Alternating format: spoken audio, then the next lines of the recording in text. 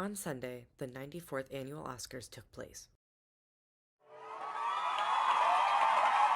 In a historic win, the film Everything Everywhere All at Once took home 7 Oscars, including Best Picture, making its place amongst Slumdog Millionaire, Titanic, and Ben-Hur as one of the most awarded Academy films of all time.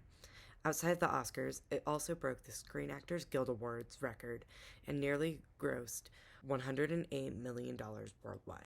This reflects a changing trend in mainstream and critically recognized Asian American films, as Everything Everywhere All at Once is an Asian dominated film, with a primary cast of Asian actors and an Asian American directing duo. However, this win is coming at the heels of a long history of ignoring Asian American contribution to film, despite evidence showing that Asian centric films have been being produced as old as any other movie. The oldest Asian American film, made in 1916, was only recently discovered. It is called The Curse of Quan Duan and was directed by Marion E. Wong. Although it is difficult to fully piece together the plot due to 5 out of the original of the 7 reels being lost, it is generally agreed that the film revolves around the theme of westernization. As far as the plot can be determined, The Curse is about Chinese American newlyweds at odds with the traditions of the groom's family, who are set in the bride adopting their traditional Chinese way of life. The curse of Western civilization is represented through a statue of a Chinese god, and it influences the hardships of the bride. She is tormented by her in laws and ends the film by committing suicide. Marion Wong is quoted with telling the Oakland Tribune that she had never seen a Chinese movie before in American cinema and had wished to introduce the audience to the, quote, custom and manners of China, unquote.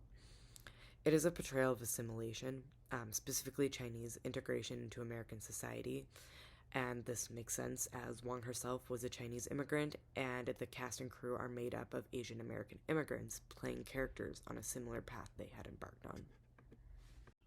The original reel of The Curse was made in 22mm negatives and a 16mm negative print, both which were incomplete and found without any other information upon discovery. But shockingly, the camera techniques are particularly advanced for the time period. Wong used tracking shots and a mobile directing style. This is significant because at the time, many shots were done with keeping camera stationary and unmoving throughout the process of filming. Overall, it is devastating to imagine the work that she could have created had she been able to continue her artistry past The Curse, which was her first and only film. Unfortunately, it never found a distributor, and when it was released, it was almost entirely forgotten.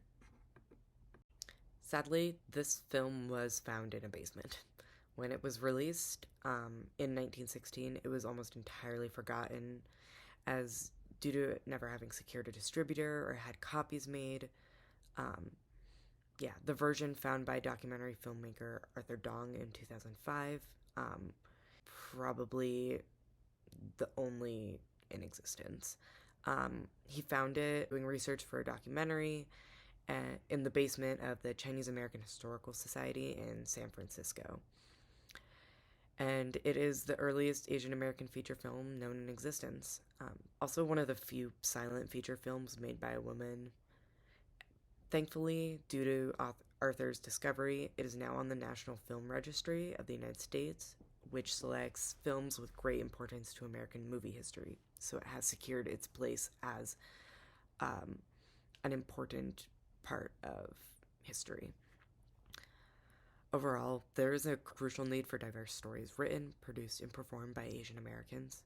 And thankfully, this year's Oscar wins have contributed to a wider recognition of the important role that Asian Americans play in our culture, society, and arts. Although it could not have been recognized in 1916 with Marion Wong's The Curse of Quan Duan, brilliant films with Asian casts, crews, and writers are slowly being allowed to thrive in an industry that formerly tried to hide them away.